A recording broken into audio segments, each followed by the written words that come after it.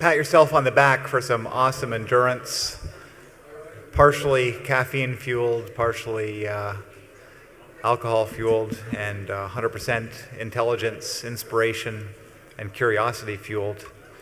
We're getting towards the end of our speaker sessions for this evening. We do have a lot of activity on the overnight. There's a concert beginning at 11:30 down on the mez. Don't leave this talk, but afterwards you might want to consider. Yeah, I wasn't... You're making people we've all taken a vote, and you should stay here. There's a lot of good videos. But there is a lot of stuff going down on the mezzanine, starting at around 11:30 tonight. We will have Robert Steele in here starting at around midnight tonight, and the Hacker Cinema will be at 1 a.m. next door. Up next is Gabriella and Finn. They're going to talk about net wars over free speech. We've changed the title. All about, oh, I can't see that. It's all about Scientology. And there's going to be personality tests down on the mezzanine a little bit later. Yeah, thank you. Figure out what your Satan problem is, people. There will still be Scientology despite the new title. Yes, Scientology does play a role. So as he said, I'm Gabriella. I'm a professor at NYU in this Department of Media, Culture, and Communication, and I work on the anthropology of digital media. I'm Finn. I'm a postdoc at NYU. I'm writing a book about the history of spam, and I work on ways that people misuse various technologies. Yeah, and we've changed things around a little bit. We wanted to do this as kind of a workshop format where we would present what we see as like threads in how lulzy media works that people can adopt for non-lulzy purposes and messages. But the problem is we're presenting in like this wind tunnel here with about 1 million people, so like a workshop format isn't really going to take. So we have a little bit more of a formal presentation, but we're going to try to move through it to the Q&A and get the discussion going around this. All right, so great. Let me just move to the first slide, which is the 3 threads that will be explored in the various examples. Do you want to start with the first one? Yes. We're going to be looking at how lulzy media use exploitable forms and rapid variation, by which we mean like various systems that make it easy for you to start creating your own versions of things, like stuff that makes it so that you can rapidly create variations on a theme, which is where a lot of the power of lulz lies. And then the 2 other threads I think are a little bit more obvious, one of which is the importance of pleasure in politics, and then the importance of spectacle as well. And so what we're going to do is I'm going to kind of jump in depth in the example of Anonymous versus the Church of Scientology. And then afterwards, Finn is going to give 5 examples? 3 examples. 3 examples from the Told you we were condensing. Yeah. Past and the present. And then we'll kind of discuss these in a little bit more detail and then open it up for Q&A. All right, so I bet most people here know who Anonymous is. Can I actually have a show of hands? Anonymous for, okay, good. All right, that really helps. This is such a great crowd. I know. I'm actually going to answer a little bit. But before I jump into the particulars, this project is part of a larger one, which has to do with the following question, which is why have internet enthusiasts been drawn to denounce Scientology so vehemently and for over 2 decades? The lulz, exactly. For the lulz. And while there's sort of very particular circumstances that brought Scientology and geeks together in the Usenet era versus the era of the image board, we'll say, I'm interested in some of the kind of cultural continuities. I'm an anthropologist, which is why I focus in on that question. And to sort of simplify the argument, Scientology is obviously a perfect nemesis. And so Scientology has obviously gone after folks on the internet in person. But when they did, geeks kind of encountered an organization and in a world that was almost an inverted image of their own. And so that's what I mean by perfect nemesis. And in my longer work, I sort of go into great detail about the sort of inversions between geekdom and Scientology. And I'm not going to do that today, but just for this crowd, I thought the following slide would be a huge, would be kind of lulzy, I guess, which is the way in which Scientology views technology. And so this is from KSW. We're going to see this again. And this, again, has to do with the kind of cultural inversions. Geeks love technology. Scientology loves technology as well, but the ways in which they view technology is extremely particular and narrow.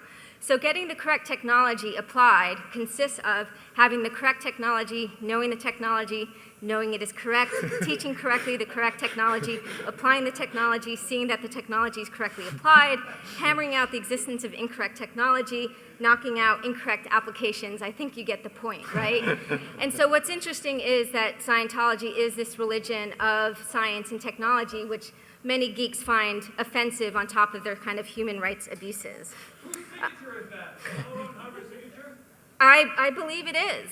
I believe it is. I spent a year at University of Alberta, which has the largest Scientology archives in the world, which is why I have this sort of stuff. All right, but now I'm going to go to Anonymous proper. And to kind of understand the birth of Anonymous, we have to start with Tom Cruise, naturally, and a particular video which I think most of you have probably seen where he's praising the church quite exuberantly. And I'm not going to show the full clip, but we'll get a little bit of it. And it's also KSW, Keep Scientology Working. But if that's what Mr. Cruise has brought to this world, there still remains one more word on the man. Call it Tom Cruise on Tom Cruise Scientologist. I think it's a privilege to call yourself a Scientologist, and it's something that you have to earn. And because a Scientologist does, he or she has the ability to create new and better realities and improve conditions. Being Scientologist, you look at someone and you know absolutely that you can help them. So for me, it really is KSW, and it's just like, it's something that I don't mince words with that, you know, with anything that LRH does, but that policy to me has really gone, boy. There's a time I went through and I said, you know. Okay, so I think you get the point. A lot of sort of remixes were made, but the important factoid was that the Church of Scientology tried to censor this video, right? So after it was leaked on the internet, it was mocked by thousands, probably hundreds of thousands of people. They tried to censor the video. And then it was at this point where Anonymous kicked into kind of trolling and pranking high gear, engaging in online acts of raiding, hacking, and pranking galore to kind of register their distaste of the Church of Scientology and protest the kind of censoring of this video. To give you a taste of the pranking that happened in this kind of period, I'm just going to defer to Anonymous in a quote from a person who contributed to the trolling, and he came to visit my class at NYU, and this is how he described this period. He said, "The unified bulk of Anonymous collaborated through massive chat rooms to engage in various forms of ultra-coordinated motherfuckery. Between January 15th and 23rd, Scientology websites were hacked, DDoS to remove them from the internet. The Dianetics telephone hotline was completely bombarded with prank calls, and the, quote, secrets of their religion were blasted all over the internet. I also personally scanned my bare ass and faxed it to them, because fuck them." So I think that gives a good sense of the trolling that happened in this era. So initially, Anonymous protested the church simply because it was fucking fun to do so.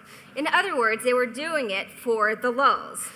And again, most here, I suspect, are familiar with the lulz, but for the sort of 2 or 3 people who may not know what the lulz is, it is worth mentioning that it basically denotes the pleasures of pranking or something silly, and it's on a spectrum. It can be something that follows from something that's quite lighthearted, or it can also follow from something that's really obnoxious, a really particularly potent form of trolling that produces an offensive shitstorm. So there's a lot of cursing, of course, in this talk. So what happened next would help transform Project Chanology from trolling motherfuckery into something with at least some moral legs. So soon after the Tom Cruise video was leaked, there was this video that was also circulated on the internet. And again, I think most people have seen it. I'm not going to show the full video, but it's always nice to revisit. Hello, leaders of Scientology. We are Anonymous.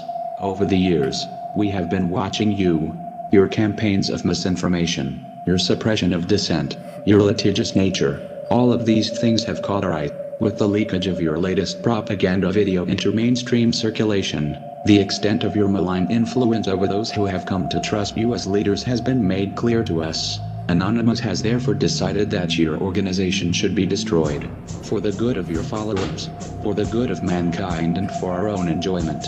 We shall proceed to expel you from the internet and systematically dismantle the Church of Scientology in its present form. We recognize you as serious opponents, and do not expect our campaign to be completed in a short time frame. Okay, so at least from what I've heard, and if I'm wrong, please let me know, supposedly the video was produced just by one person and was done so, again, for the lulz, right? But what happened was with the circulation of this video, it kind of upped the ante and the amount of pranking and trolling increased dramatically. But what also happened was that it led to some serious street protests. So after a period of heated debate on IRC, and people were really torn about this, should we really protest them in a kind of more serious way? They decided, Anonymous, to emerge out of the kind of internet bunkers and hit the streets. And while there were some earlier protests in early February, on February 10th, there was a coordinated day of protests across the United States, Europe, New Zealand, Australia. I believe one person showed up in Japan, which were really actually impressive, both for their high levels of attendance. I believe there were 7,000 in total, as well as their performative bravado. And again, a clip. They were really, really good at producing videos sort of as everything was happening. So this is a clip post this day of protests.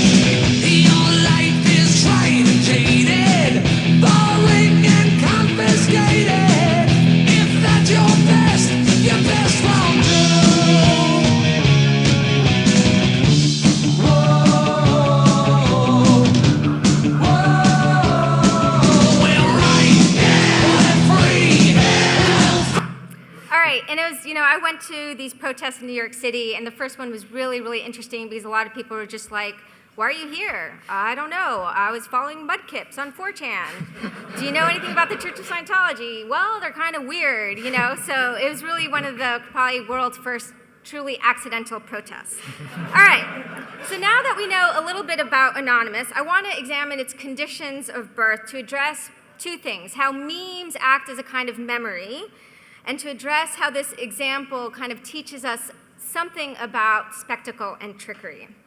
So we have to go to Anonymous's place of birth, which is 4chan. And again, I have a feeling that no one here needs a kind of introduction to 4chan, but I do like to quote my co-presenter who described 4chan as possibly the single most offensive artifact in human history. We did it, you know? Yeah, it's like all there. Very apt. But it is worth putting on the table that anonymity is not only cherished, it's actually brought into being through a range of micro practices. And this is so because you don't have to register, also because nothing is archived, but I also think that as important is that the kind of volume and pace of posts occurs at such a rapid rate that sort of everything is quite ephemeral, right? Well, that's definitely the case, but there is one thing that is not ephemeral, and that has to do with the fact that 4chan is a meme-generating machine and factory, right? And so the most famous ones are lolcats. My personal favorite is ceiling cat and basement cat. And obviously,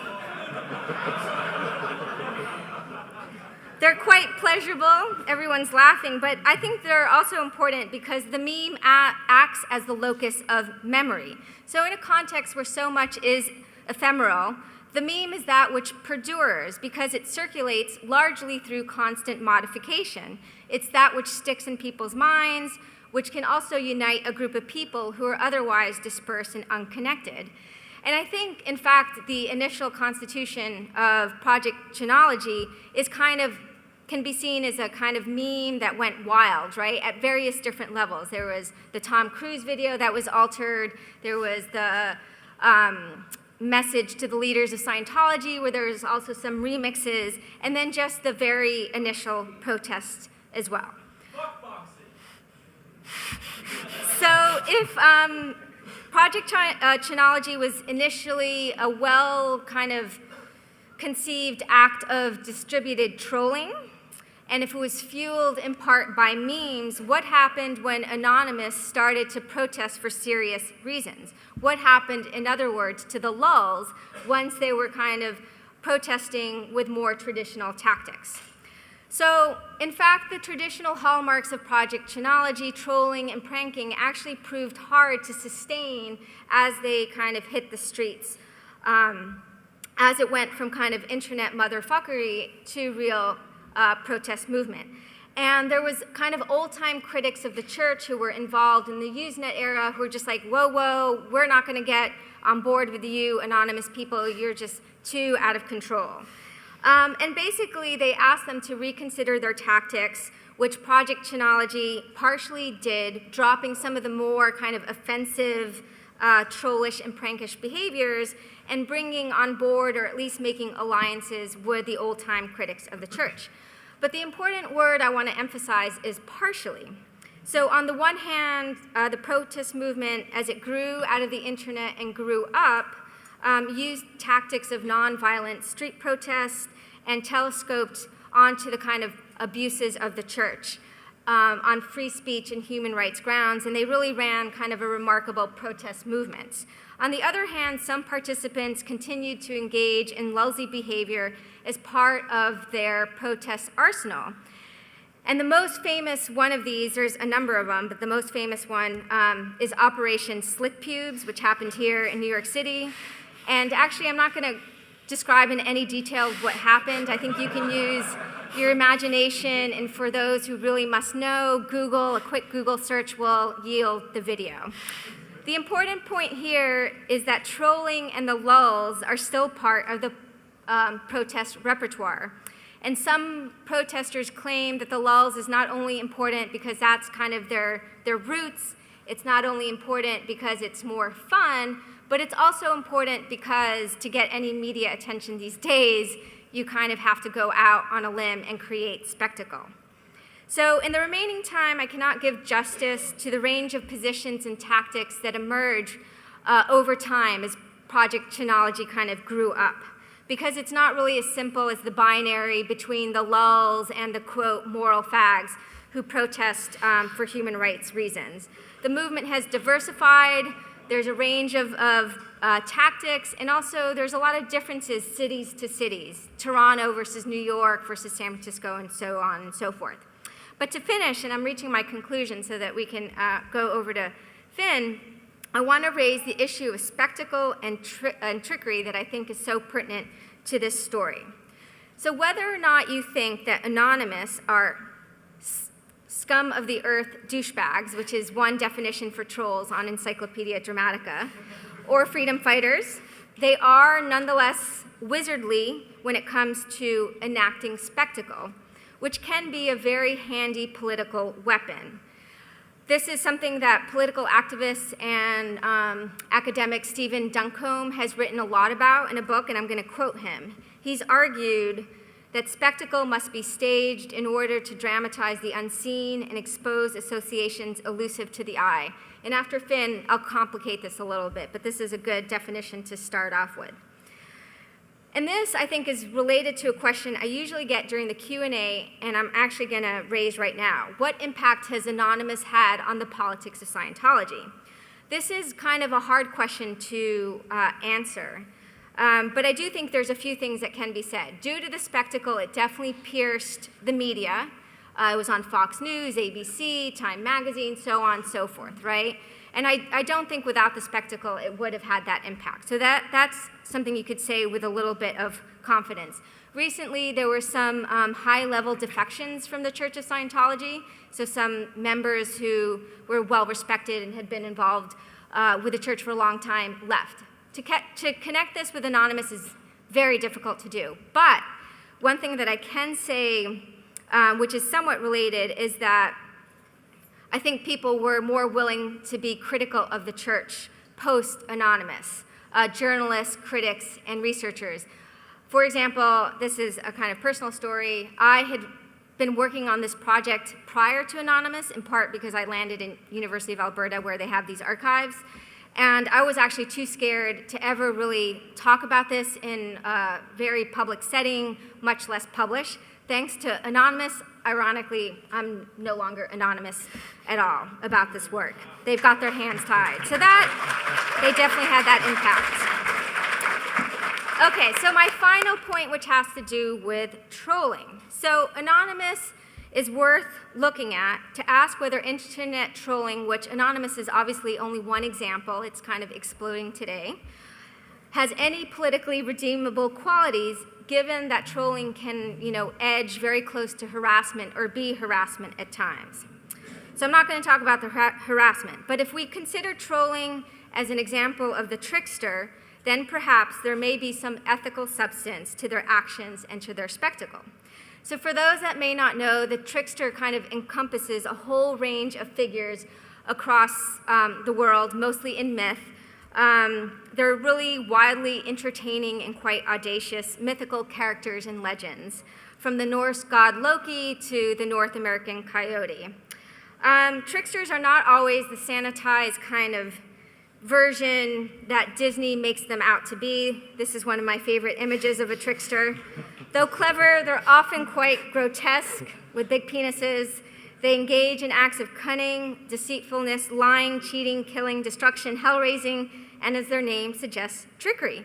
Sometimes the trickery is to just kind of quell their hunger. They have insatiable hunger. Sometimes it's to prove a point.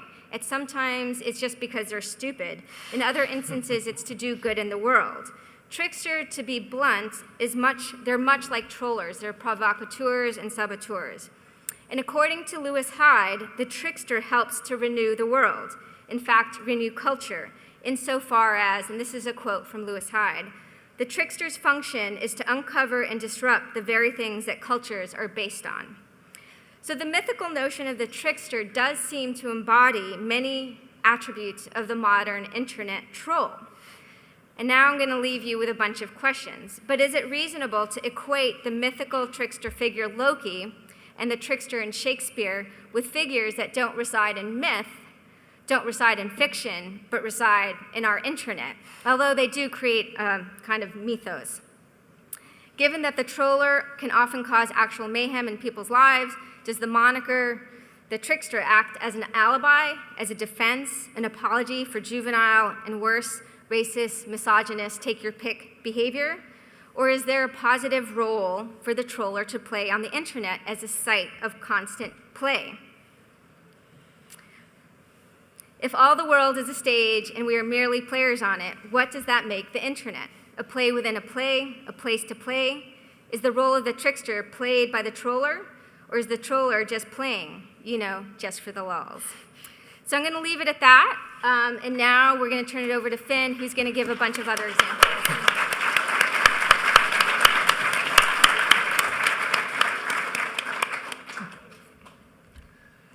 If anyone wants to start a band called Ultra Coordinated Motherfuckery, I have a tambourine and a place to practice. So just let me know. That was good.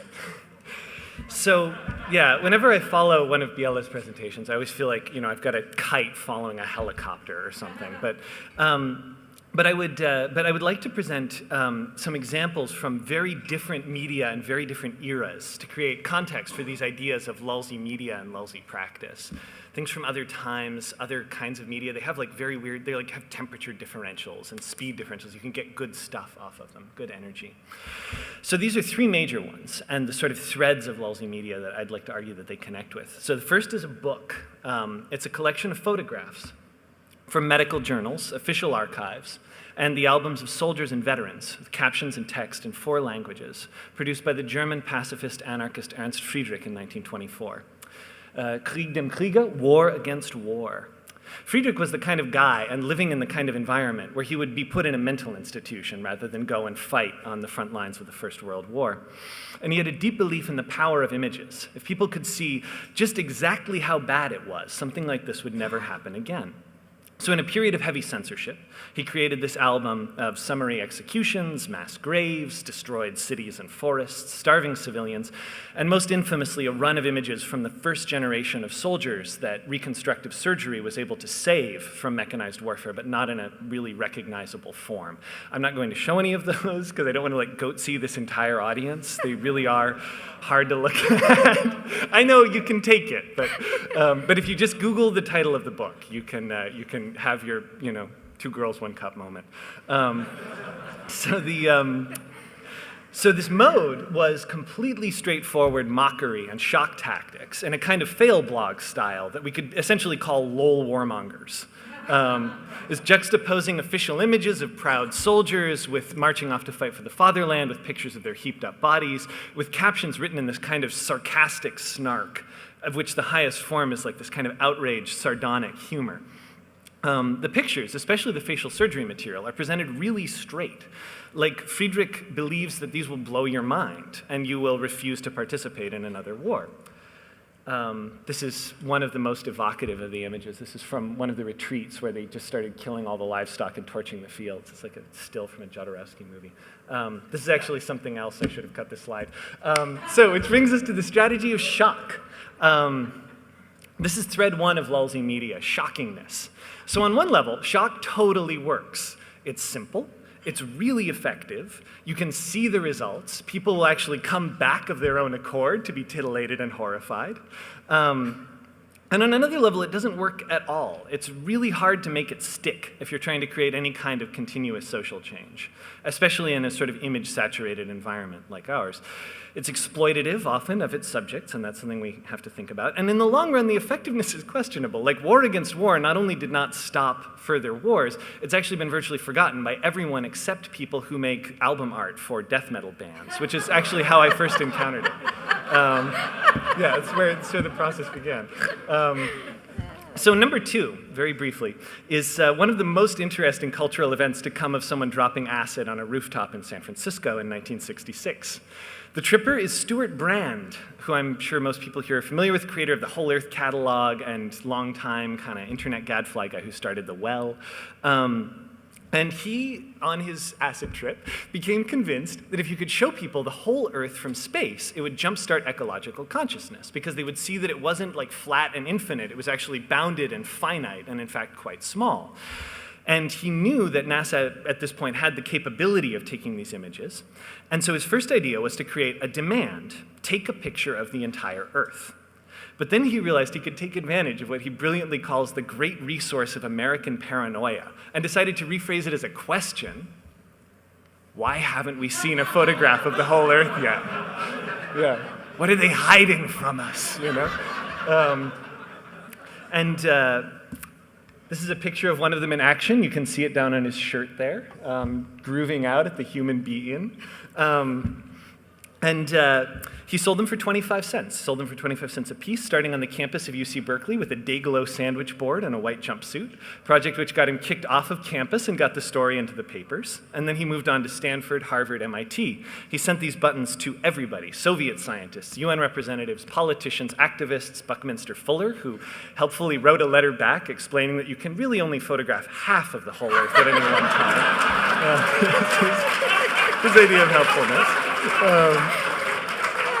And it created a classic instance of what Biela called a meme that perdures. Like, this thing had legs. It went for years. People raised this question. It appeared in newspapers. Various dignitaries wore the button. And then you had the 1968 first whole Earth image from Apollo 8. You had Earth Day. You had NASA's Blue Marble image. A lot of them directly referenced or connected with this initial campaign. So 2 points. One, it's a question and not a demand, which means that it has something open-ended, kind of provocative. It's not an announcement of a position. It has kind of mystery, drama, simplicity. The other thing is that it's 25 cents. It's a button. Buttons are a ludicrously cheap physical mass market format. They're on the level of bumper stickers. They're one level below novelty t-shirts. That means you can crank out millions of them and spread them around. They were that period's equivalent of the YouTube video or the random JPEG. So, number 3. I just love this phrase, golem made of the clay of 3 rivers. So if you were in the business of getting together with some friends and destroying the textile mills that were robbing you of your livelihood around 1811, you traveled under the banner, used the name, and pinned the blame on Ludd, King Ludd, General Ludd, Captain Ludd, Ned Ludd, the Luddites, who was a mostly mythic figure whose legend anyone could take up as a model and an incitement. Anyone could adopt this persona, destroy something, lead people, and everyone would say, well, Ludd did that. So Ludd opened up this kind of space of possibilities. So if you were wrecking threshing machines and petitioning for higher wages in the 1830s, you operated under the nom de guerre Captain Swing. And these are 2 letters from different sources with really kind of a chilling ring to them. And given the language you heard in that video from Anonymous addressing Scientology, I love this phrase in the letter on that side. If your threshing machines are not destroyed by you directly, we shall commence our labors, signed on behalf of the whole swing. Which is really kind of like terrifying. Can you imagine opening something like that? Yeah, and I mean, some of these are a little less subtle. You have been the blackguard enemies of the people on all occasions you have not done as ye ought. So yeah, pack up and move. So similarly, the news was often, these techniques were so effective, this technique of creating a persona that anyone could take up, that many people adopted the technique after learning about it through the folks who were trying to stop it, copycat crime style. So when you have, like, you know, these people have been receiving scandalous and disgusting letters, and these letters get results. They are threatening, and then you start thinking, wow, I can write scandalous, disgusting, and threatening letters to people. It's clearly having some kind of effect, or they wouldn't be offering this huge bounty. Or, okay, let's say, just as a thought experiment, that you aren't trying to destroy agricultural machinery in 19th century England, but rather you're an artist, and you're interested in playing with identity and truth in the media and pulling pranks on people. Then perhaps you pick up the name of Luther Blissett, and you both create and investigate satanic cults, and you kick off a giant media frenzy in Italy. This is one of many images of Luther Blissett, who is actually, doesn't actually exist. He's a soccer player. He's a real soccer player. But his name became the name which hundreds of different artists all over the world have adopted for the kind of the most extreme work that they wanted to do.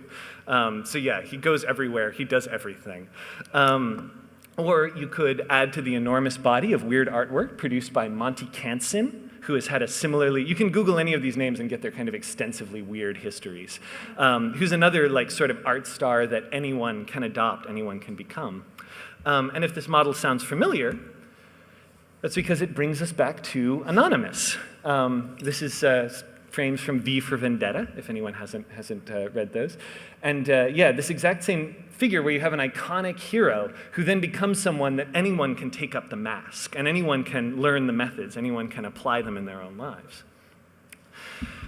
So, I think these can be seen as a kind of like grand form of exploitable media, which is the other crucial part of lulzy memes, where the essence of the thing is not just that you can do it too, but it's that here's a pre-existing form to get you going. You don't have to kind of start cold. There's a starter kit. There are themes and variations that you can play inside. And this is a potent incentive to creativity and involvement. I kind of like these just as they are, you know, without anything else. They sort of work really well.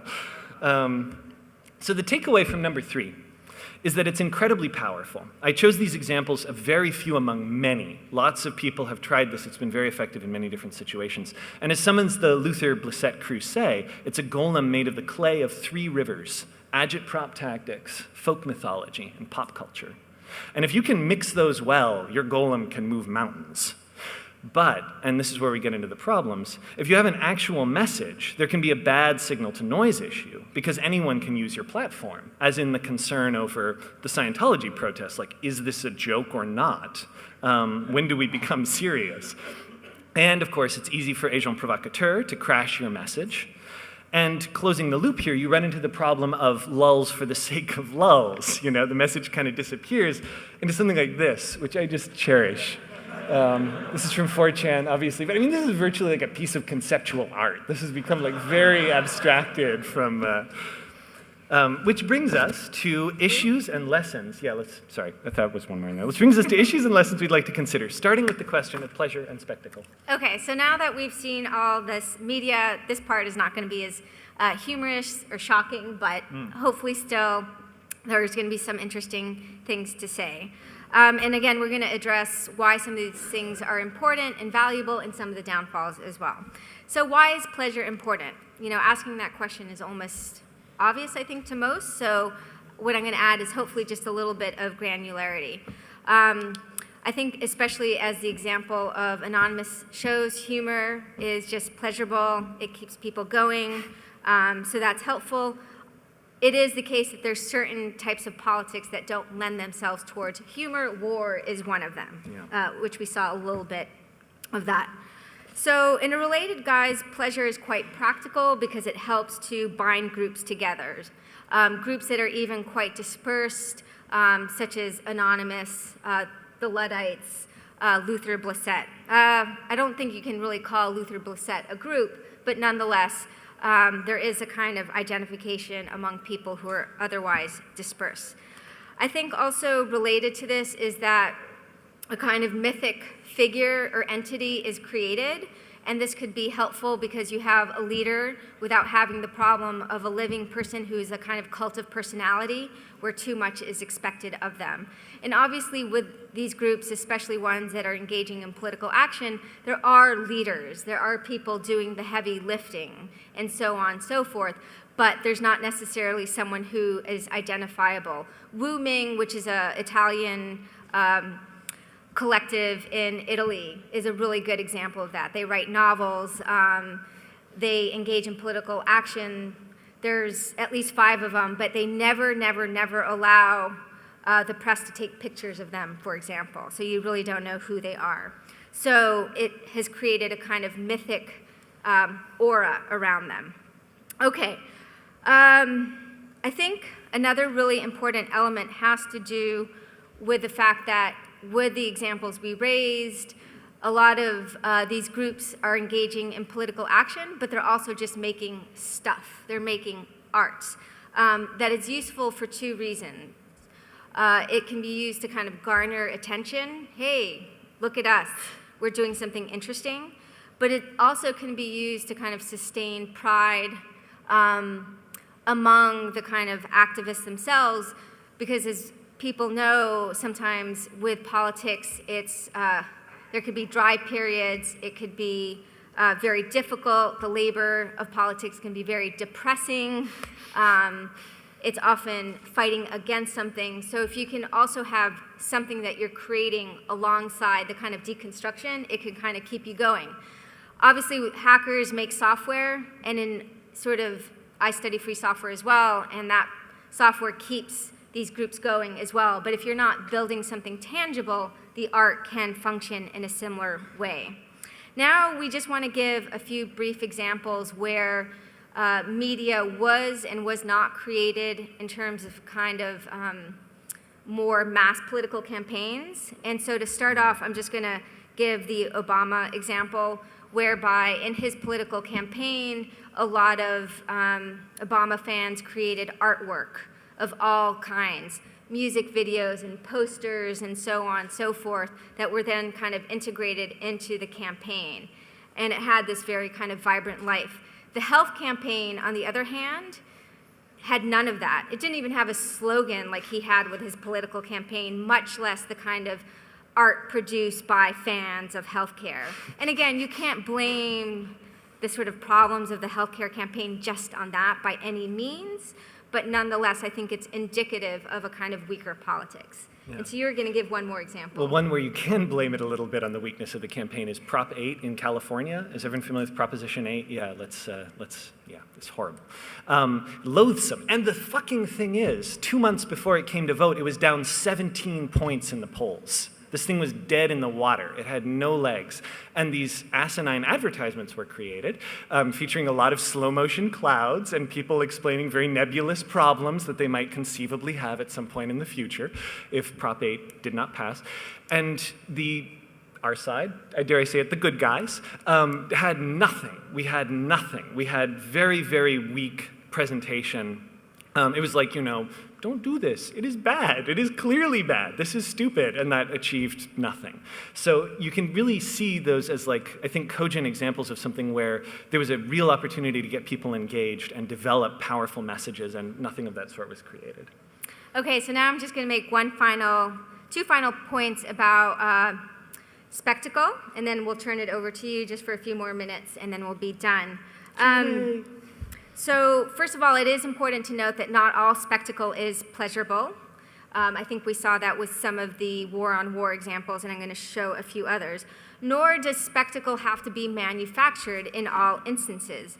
So for example, the yes men are really, really good at creating spectacle for certain political causes or campaigns or issues, let's say issues that just are very invisible and they're very hard to locate the source of the power, right?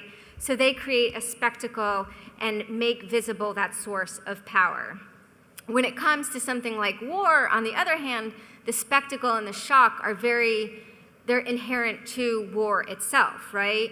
And in the case of the United States, with the Iraq War, we actually don't see the spectacle or the shock. We only see it on rare occasions, thanks to WikiLeaks, for example. But this has not always been the case. During the kind of latter part of the Vietnam War, journalists started to showcase and feature much, much, much more graphic images and news clips in magazines, newspapers, as well as the nightly news. And I'm just going to finish with 3 images to kind of make the point not all spectacle is pleasurable, and you don't have to kind of manufacture it in certain regards. You just have to kind of learn how to broadcast it, how to make it visible. So I just want to show 3 very kind of iconic images from that period that were, again, shown in the kind of mainstream news, the sort of stuff that we'd never see today. Mm-hmm.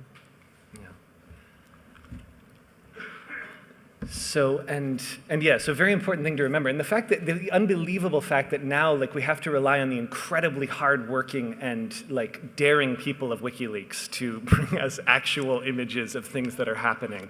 To very quickly wrap up, I wanted to mention a few other issues that we have that we wanted to basically get into arguments about because okay, obviously the lulz is awesome, that by definition, it is fantastic and spectacular. And we're talking about whether or not it's possible to use the lulz to spread messages about important things that are not necessarily awesome in quite the same way. And this raises the immediate problem, which I've come to think of as the stay in school problem, which is the way it's Spider-Man defeats Dr. Octopus and all kinds of amazing shit is happening, and at the end of the day, it's stay in school. It's really important to, learn algebra. There's always a moral, and the moral kills the humor and kills the whole project. I'm sure everyone is familiar with just the painful, painful media artifacts where that's clearly the case. It's learn a good lesson here.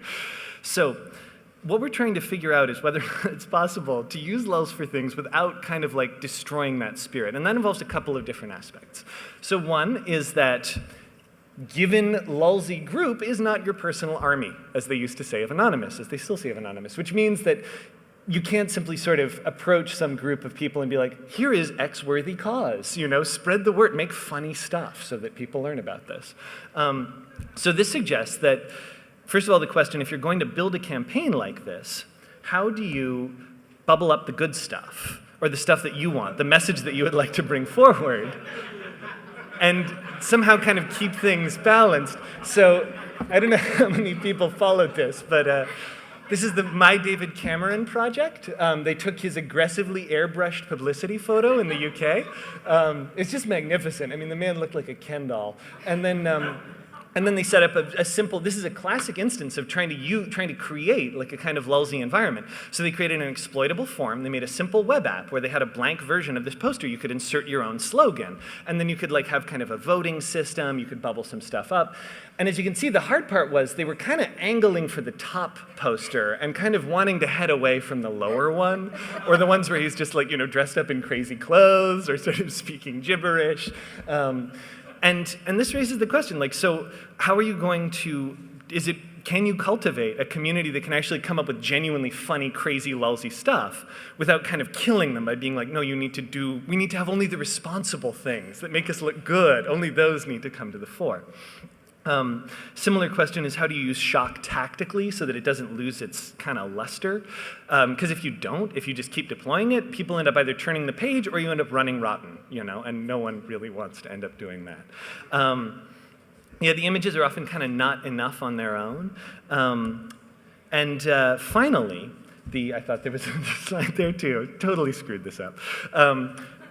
Finally, the kind of metaphor that I've been trying to work with is that like really lulzy groups, I've noticed, have a tendency to like eat themselves, and they sort of like eat any attempt to make them, to like control them or contain them in any way. They're sort of like there's this old alchemical idea of the universal solvent, that you could create like a liquid that would burn through anything, and then how would you store it? How would you contain it? What do you do with that? So what we're wondering is, and what we'd like to kind of talk to everybody about is, can this be used in this way? Is it even possible to take the power of lulz and harness it towards non-lulzy purposes? And with that, on the right time, I've actually started a little website that's going to be like basically a kit, theoretically, for people who want to do lulzy stuff. There's almost nothing there yet except a GIF of like evil monsters playing accordions. But after this discussion and after this material is up, there will be more there. Please feel free to email me if you want to talk more about this. If you're interested in starting some kind of campaign for some kind of good cause and you would like to try to bring these techniques in, please just let me know. And yeah. And I think we're done. It's open for questions. Thank you. Yes, please harass us. Thank you so much.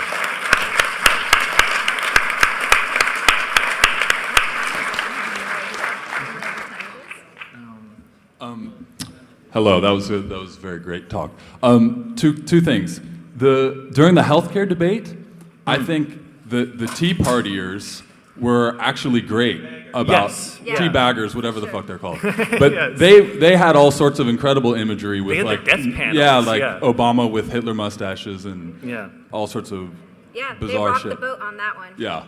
But I also wanted to get back to the yes men, which you only touched on very briefly, but to me they're the absolute kings of this. Yeah. Because everything I've ever seen them do is just utterly brilliant, and they pull it off incredibly, and it's hilarious.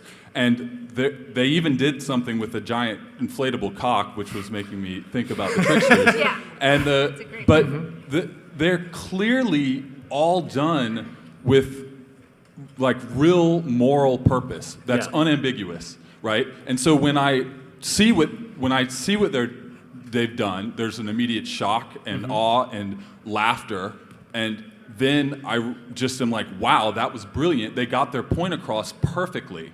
So I'm not exactly sure what it is that they're able to do that manages to combine everything and make it their moral point so clearly as well, but I don't know, whatever that is the key to it all, I think. Yeah. No, that's a great point, and I think something to really look out for is the fact that they've created the Yes Men Labs, because one thing about the Yes Men is that they're freaking fantastic, but there's only 2 of them.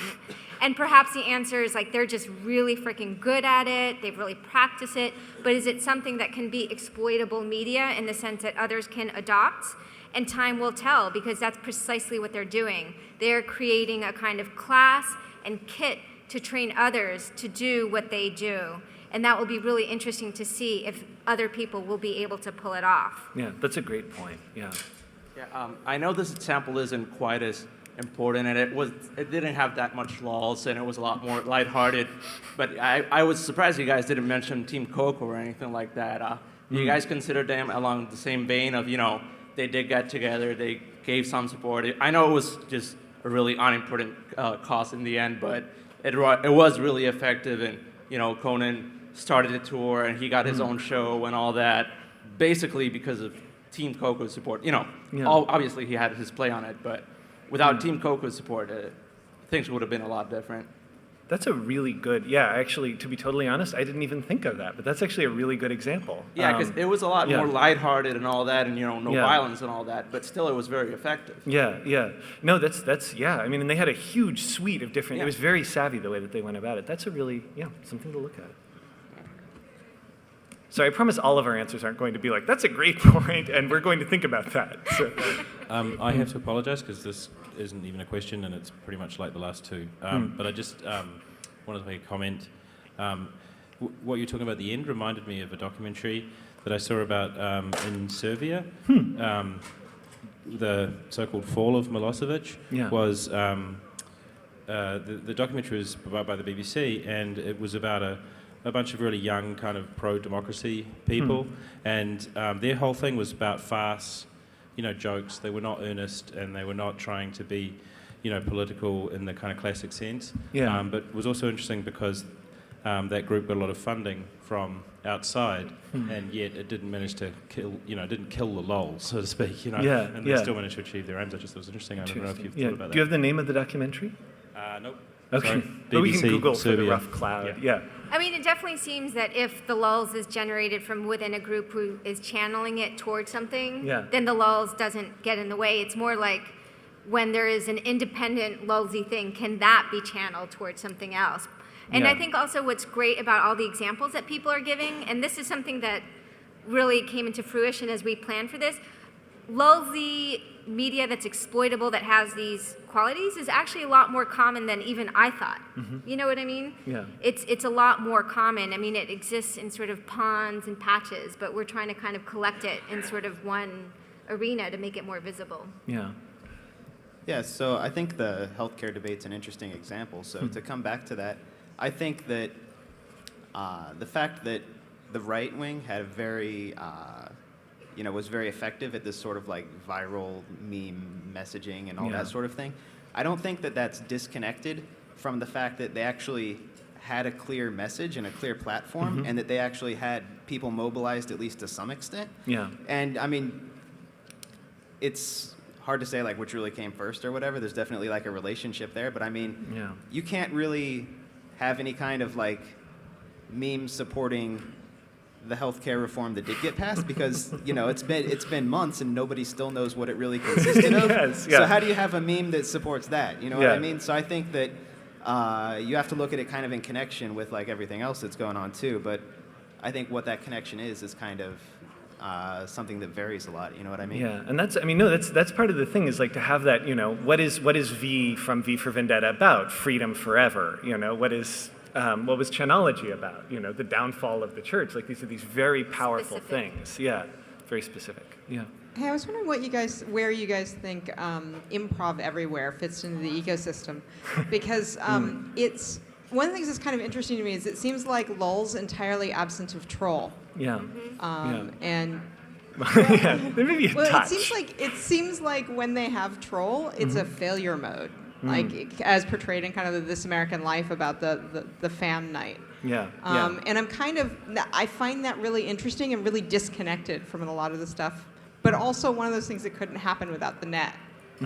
And kind of, they put me in mind of the 60s French Situationist. Thank you. And they kind of put, and I'm wondering where like those things fit into kind of the lulzy media kind of thing. No, that's a great point. For people that don't know, Improv Everywhere do like these wacky things where they'll collect hundreds of people at Grand Central Station, and at one moment they all freeze. And then everyone around them is like, what the fuck is going on, It's really incredible to watch. And actually, when I saw that for the first time, I was like, oh, this could be mobilized for political protest. The question is, can you get those large numbers as they do? Because I think... What? They did when they paired with the Yes Men. I didn't know they paired with them. They did the newspaper. Okay.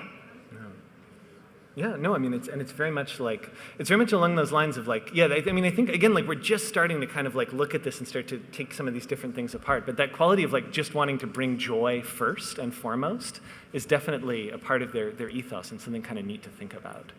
Yes, sir. Yeah, I wanted to get your thoughts a little bit on maybe the extent to which when we look at these actions, that we really focus on the ones that have been successful, and that's maybe stopping us a little bit. When we talk about the yes man, we invoke them as these godlike interveners, and we know that that's not true. I think if we look at some of the additional footage on the last DVD, there's a couple of actions that didn't actually make it into the documentary, where they're not doing a good job. You know, there's this one site that they try to go visit when they're down in Bhopal, and they get kicked out, and they don't really make it past the front door. I think that they're amazing actions, but somehow it feels really intimidating to want to get into it when all we see or really know about is the stuff that's mediatized and that's really successful. And so I'm just wondering that it feels as if there's room to also acknowledge and recognize that there's a beginning to get into stuff like that. I remember being, like 12 years old and doing crank phone calls, and so it felt as if there was a beginning there. So I don't know. So I'm just kind of wondering, like, what are your thoughts on just kind of acknowledging the historical body that has led people to? No, that's actually really important. Like, I mean, one of the only things that makes stand-up any good is the fact that all stand-up comedians go to clubs where they watch people die on their ass on stage night after night after night. Like, when you see enough people just collapse into flop sweat and completely fail, like, you get more comfortable with yourself, you get more comfortable with experimenting. And I think something where it'd be great to create, like, one of the things maybe we can do with the site is start to make it into a repository of, like, things that didn't work and how they didn't work and why. Yeah, exactly. Like the bloopers reel, the sort of problems, because, there's an enormous amount to learn from that. And, if anybody has good examples of failed forms, that's one to start. Email me or Gabriella. Yeah. Great, thank you. We only have, like, 5 minutes left, so I'm sorry, we'll be fast. Hey, so you mentioned Luddites, and I've been feeling a bit like a Luddite at this conference because I'm really interested in print culture and ephemera that was passed from hand to hand in different ways, and were definitely based on trickery, like zines and underground culture. So I'm wondering, when you guys are talking about having this go from like the screen to the streets, do you think that there's a possibility that the future might depend more on material goods than everything else? Like that it might morph into something interesting, different. That's a really neat idea, because a major part of any protest movement is who you can actually mobilize. Like, because it's easy to sit on your butt and do something through PayPal, but to actually get people knocking on doors and walking around is maybe something where there is like an emphasis on like physical stuff, because then you have this awesome thing and it engages you. That's an important question, because I think that you're raising the question of how we get attached to objects, and the material form really matters. And why I think memes work in terms of attachment is because of the fact that there's consistency and change always at the same time, which gets people coming back. So I know what it is, but it's going to be slightly different, but I don't know how it's going to be different, so I want to see, so I'm going to go, right? But that's very different from an attachment to zines, for example, or the button, So understanding the kind of material properties, I do think is a really important part of the equation. Yeah, absolutely. Great talk. Thank you. I have to say that I'm your friends. Can you talk a little bit about lulzy media for pre-literate people in areas where they aren't really into print, and maybe they're getting like TV, which is like 5 corporate-controlled channels. Are people doing lulz over like radio? Zine? What's going on? Shit, that is an awesome question. That's a great question. Yeah, I think you just won because you stumped us. Yeah, totally. Like, I have no idea how to answer that. I mean, again, in sort of like... I'm guessing radio. Yeah, no, there's absolutely, and I'm just starting to think, like, there's got to be, because there's some great, like, comedy that plays with radio itself. But this is something, okay, we're going to just start this investigation right here, but yes. I mean, slave revolts in Haiti depended on dance and music that traveled over long distances, and there's kind of some meme-like qualities to it, but that's the only kind of historical example. I think some contemporary ones would be fascinating to kind of look at. Absolutely, Well, I think mine might actually tie into that, but move into a different area. Is, for instance, Orson Welles in War of the Worlds. Yes, yeah. Okay, so there's a completely fictitious event that stunned a lot of people. Yeah. So part of the thing that's interesting for me is what about the responsibility of it? In other words, being a great orator, being in great command of an audience, doesn't necessarily mean that you're going in an ethical direction, and to some extent, it obfuscates the point. Yeah. It obfuscates the intelligent debate that you want to have. Yeah. So what about the responsibility tied to? I mean, I think I'll defer a little bit again. Stephen Duncombe has written a whole book about this and how spectacle is really important, but, you know, just think of Hitler, who was really, really good at spectacle and, you know, created a huge mess as a result. And so it's a double-edged sword. That's what makes it powerful, but it has to be done responsibly, right? But I think the instance you raised is the most interesting one, because I think for the most part you can say, you know, responsible, irresponsible, but there are gray area ones, and War of the Worlds is a good example of a gray area one. And that's the one where you really have to put it out in the open and debate it, as opposed to the kind of more black and white ones. Yeah. Brilliant. Yeah, thank you all so much, and stay here for Robert Steele. Good night.